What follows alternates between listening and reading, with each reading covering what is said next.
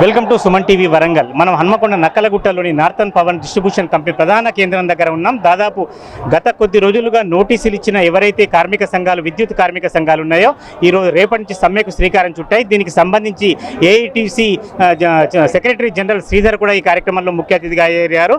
తప్పనిసరిగా రేపటి కార్యక్రమానికి పూర్తి స్థాయిలో రెగ్యులర్ ఎంప్లాయీస్ కూడా సమ్మెకు మద్దతు ఇస్తామని కూడా వారు చెప్పడం జరిగింది. మనం చూడొచ్చు దాదాపు రాష్ట్రంలోని వివిధ ప్రాంతాల నుంచి, అన్ని జిల్లాల నుంచి కూడా పెద్ద ఎత్తున కార్మికులు తరలించారు. ఉదయం నుంచి కొనసాగుతున్న ధర్నా ఇప్పటికీ కూడా కొనసాగుతుంది. మనం చూడొచ్చు ఒకవైపు ధర్నా నార్థన్ పవర్ డిస్ట్రిబ్యూషన్ కంపెనీ దగ్గర ధర్నా చేస్తున్న కార్మికులు, తర్వాత ప్రసంగాలు ఇస్తున్న కార్మికులతో పాటు చుట్టుపక్కల ప్రాంతాలు కూడా ఎక్కడ కూడా చిన్న ఇంచు ప్రదేశం కూడా ఖాళీ లేకుండా వేలాది మంది కూడా కార్మికులు ఇక్కడ గుమిగూడి ఉన్నారు.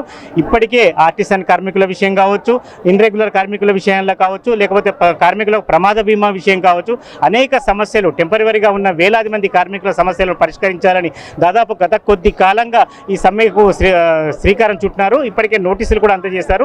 రేపటి నుంచి రాష్ట్రం అంతా కూడా అంధకారం చేస్తామని కార్మిక సంఘాలు కూడా హెచ్చరించాయి. దీనికి హన్మకొండ సంబంధించి ఈ కార్యక్రమంలో కూడా పూర్తి స్థాయిగా వేలాది మంది కార్మికులు పాల్గొన్నారు. చాలా మంది కొంతమంది కూడా దీనికి సంబంధించిన కార్మికులు ఉన్నారు. ఒకసారి వాళ్ళని అడిగే ప్రయత్నం చేద్దాం. మాట్లాడతారా? చెప్పండి. నా పేరు ఆదికొండాలరావు, బిఎంఎస్ అనుబంధ సంఘం ట్రేడ్ యూనియన్. మేము గత నెల రోజుల నుంచి ఆందోళన కార్యక్రమాలు చేస్తున్నాం. అయినా కూడా ప్రభుత్వంలో చలనం లేదు. ఈరోజు ధర్నా కార్యక్రమం నిర్వహించడం జరుగుతుంది. రేపు ఉదయం 9 గంటల నుంచి సమ్మెలకు వెళ్ళడం జరుగుతుంది. దీనికి ఒక కారణం ఏంటంటే గత బీఆర్ఎస్ ప్రభుత్వంలో గత ముఖ్యమంత్రి గారు మమ్మల్ని పర్మనెంట్ చేసిందని ప్రతి అసెంబ్లీలో చెప్పడం జరిగింది, ప్రతి మీటింగ్లో చెప్పడం జరిగింది. అయినా కూడా మమ్మల్ని పూర్తి స్థాయిలో పర్మనెంట్ చేయలేదు. ఆ రోజున్న అధికారుల తప్పిదం వల్ల మేము ఆ రోజు పర్మనెంట్ కాలేదు. దాన్ని ఆ రోజున్న ప్రతిపక్ష నాయకులు బట్టి విక్రమార్క గారు, రేవంత్ రెడ్డి గారు, వీరందరూ అసెంబ్లీలో కూడా చెప్పడం జరిగింది. వారు ఏమన్నారంటే మా గవర్నమెంట్ వస్తే, ప్రజాప్రభుత్వం వస్తే మిమ్మల్ని రెగ్యులర్ చేస్తామని ఆ రోజు అసెంబ్లీలో చెప్పడం జరిగింది. ప్రతిపక్ష నాయకులుగా పాదయాత్రలో కూడా మాకు హామీ ఇవ్వడం జరిగింది ఈ యొక్క బట్టి విక్రమార్క గారు.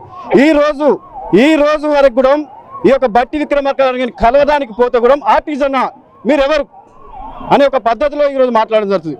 దానికి నిరసన ఈరోజు మా కార్మికుల యొక్క శక్తిని, మా యొక్క యుక్తిని ఈరోజు ఇలా ఇన్విటేషన్ కార్యక్రమం కూడా చూపెట్టడం జరిగింది. బీఆర్ఎస్ హయాంలో 22,000 మంది కార్మికులను పర్మనెంట్ చేస్తారని ఇంతకుముందు మీ నాయకుడు శ్రీధర్ కూడా చెప్పారు. అవును, అది పూర్తి స్థాయిలో పర్మనెంట్ కాదు. ఒక బ్రిటిష్ కాలం చట్టం, బ్రిటిష్ ఆర్టిజన్ అనే ఒక చట్టం నామకరణం చేసి స్టాండింగ్ ఆర్డర్ అనే ఒక వింత, మన దేశంలో లేని, ఎక్కడ లేని ఒక బ్రిటిష్ కాలం ఒక చట్టాన్ని మా మీద రుద్దడం జరిగింది ఆ రోజున అధికారులు, ఆ రోజున ప్రభుత్వం. కాబట్టి ఆ రోజు మాకు పూర్తి స్థాయిలో ఏది కూడా మాకు ఆర్టిజన్కు ఎలాంటి బెనిఫిట్స్ రావు. ప్రభుత్వ ఉద్యోగులకు వేరే ఉన్నది చట్టం, మాకు వేరే చట్టం. అందుకే ఒకే సంస్థలో ఒకే రూల్ ఉండాలని మేము కొట్లాడుతున్నాం. ఒక సంస్థలో 2 రూల్ అనేది ఎక్కడ లేదు చరిత్రలో, భారతదేశ చరిత్రలో లేదు. ఇది ఈ యొక్క తెలంగాణ రాష్ట్రంలో కొత్తగా తీసుకొచ్చిన యొక్క ఒకే సంస్థలో 2 చట్టాలు అనేవి. అదే దానికోసం ఒకే సంస్థలో ఒకే రూల్ ఉండాలి, ఏపీఎస్పీ రూల్ అనేది మాకు కల్పించాలనే ఒక డిమాండ్ తోటి, ముఖ్యమైన డిమాండ్ తోటి మేము ఈరోజు కొట్లాడడం జరుగుతుంది. ఇవాళ సాయంత్రం లోపల పరిష్కారం అయితే సమ్మె విరమించే ఆలోచన ఉందా కార్మిక సంఘాలకు? మాకు ఖచ్చితమైన హామీ రావాలి కదా ఈ యొక్క ప్రభుత్వం నుంచి. వాళ్ళు ఏమన్నారు, ఈ యొక్క ప్రజా ప్రభుత్వంలో దరఖాస్తులు ఉండాలి, ధర్నాలు ఉండాలని చెప్పారు. కానీ ఈరోజు ధర్నాల వరకు తీసుకొచ్చారు, రేపు సమ్మె వరకు కూడా తీసుకొచ్చారు. వాళ్ళు ఖచ్చితమైన హామీ, మాకు ఖచ్చితమైన ఏపీఎస్ రూల్ కనుక వర్తిస్తేనే మీ యొక్క సమ్మె విరమిస్తాం, మాకు ఒకే సంస్థలో ఒకే రూల్ కనుక కల్పిస్తేనే మీ సమ్మె విరమిస్తాం, అన్మాన్ కార్మికులకు సంస్థలో విలీనం చేసుకుంటేనే మీ యొక్క సమ్మె విరమిస్తాం, పీసీఆర్ కార్మికులకు కనీస వేతనాలు ఇస్తేనే మీ సమ్మె విరమిస్తాం. అంతవరకు మేము ఎలాంటి ఎట్టి పరిస్థితులు కూడా సమ్మె విరమించలేదు. రేపు 9 గంటల నుంచి రాష్ట్రం అంధకారం కాబోతుంది. దానికి ఒక రాష్ట్ర ముఖ్యమంత్రి, విద్యుత్ శాఖ మంత్రి బట్టి విక్రమార్క గారికి బాధ్యత వహించాలి. దీనికి ప్రజలకు కూడా మేము విజ్ఞప్తి చేస్తున్నాం. మేము 2.5 సంవత్సరాలు వెయిట్ చేయడం జరిగింది, అయినా కూడా ప్రభుత్వంలో చలనం రాలే. అందుకోసమే ఈరోజు ప్రజలు కూడా మా యొక్క ఆవేదన, మా ఆక్రోశాన్ని కూడా గమనించాలి. ఉద్యోగులు మీ సమ్మెకు సపోర్ట్ చేస్తున్నారు? 100% చేస్తున్నారు. రెగ్యులర్ ఉద్యోగులు ఉన్నటువంటి కార్మిక సంఘాలు, ప్రధాన కార్మిక సంఘాలు, అన్ని కార్మిక సంఘాలు ఈరోజు ఇప్పుడే ఇంతకుముందు ట్రేడ్ యూనియన్ కూడా ప్రకటించడం జరిగింది. రేపటి నుండి మేము సమ్మెలకు పోతే వారు కూడా మా ఇంట వస్తామని ప్రధాన నాయకులే చెప్పడం జరిగింది. శిరీష, నేను గత 3 సంవత్సరాల నుంచి బిల్ కలెక్టర్గా వర్క్ చేస్తున్నాను ఆసిఫాబాద్ డిస్టిక్లో. మాకు గృహజ్యోతి రాకముందు మాకు 14,000, 15,000, 18,000 జీతం వస్తుండే. ఈ గృహజ్యోతి వచ్చిన తర్వాత కనీసం నెల గడవడానికి కూడా మాకు ఛాన్స్ లేకుండా అయిపోయింది. కనీసం 1,000 రూపాయలు నెలకు మేము పొద్దున్న నుంచి 9 గంటల నుంచి సాయంత్రం 6 గంటల వరకు పని చేస్తాం ఖచ్చితంగా. మాకు చుట్టీలు ఉండయి, ఏముండయి, సండేస్ ఉండయి, పండగలు ఉండయి, ఫెస్టివల్స్ ఉండయి, ఏముండయి. అట్లాంటిది మాకు కనీస వేతనం అనేది ఇప్పటి వరకు అమలు చేయలేదు. మాకు అందరికీ కనీస వేతనం కావాలని మేము కోరుకుంటున్నాం. ఈ యొక్క డిమాండ్ని ఖచ్చితంగా నెరవేర్చాలని కోరుకుంటున్నాం. ఒక మహిళా కార్మికురాలు బిల్డింగ్ సంబంధించి తన ఆవేదన వెలుబుచ్చారు. బిల్డింగ్ సంబంధించిందే కాదు, దాదాపు విద్యుత్ ఎవరైతే ఎమర్జెన్సీ సర్వీస్ ఉందో విద్యుత్లో దానికి సంబంధించి వేలాది కార్మికులు రాష్ట్ర వ్యాప్తంగా ఇటువంటి కార్యక్రమాలకే లోనవుతున్నారు. అందుకే అనివార్యంగా సమ్మెకు శ్రీకారం చుడుతున్నారు.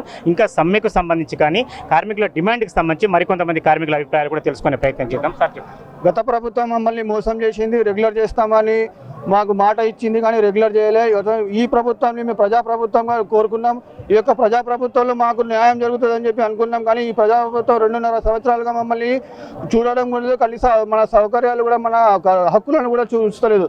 కనుక ఈ ప్రభుత్వంగా మేము రేపటి వరకు ఛాన్స్ ఉన్నది. రేపు 8వ తారీఖు నుండి ఈ ప్రభుత్వం కూడా మనల్ని సంప్రదించకుండా మనకు సమ్మెలోకి 100% సమ్మెలోకి విద్యుత్ శాఖలోని 23,000 మంది కార్మికులు, వాళ్ళ తర్వాత కాంట్రాక్ట్ కార్మికులు 20,000 మంది కాంట్రాక్టులు, మిగతా 50,000 మంది ఉద్యోగులు కూడా ఈ యొక్క సమ్మెలోకి పాల్గొంటుంటాం.